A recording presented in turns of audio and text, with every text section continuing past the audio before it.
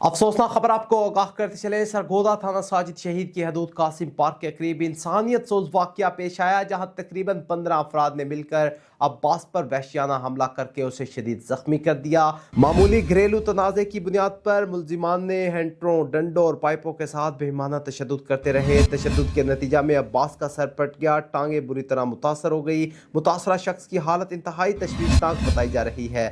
طبی امداد کے لیے ڈسٹرکٹ فیصل مسعود ٹیچنگ ہسپتال سرگودا منتقل کر دیا گیا۔ ذرائع کے مطابق مہروز جاوید نامی اوباش نوجوانوں نے پولیس کے لیے چیلنج بن گئے، جس نے اپنے علاقے میں کافی دہشت پھیلا رکھی ہے۔ روز شہریوں پر بہیمانہ تشدد کرتے رہتے ہیں۔ اہل علاقہ میں شدید و غم و غصہ کا اظہار کیا جا رہا ہے۔ جی پنجاب سے مطالبہ کیا ہے کہ ایسے شرپسند عناصر کو فی الفور گرفتار کر کے کراروا کی سزا دلائی جائے، تاکہ آئندہ کوئی قانون ہاتھ میں لینے کی جرات نہ کر سکے۔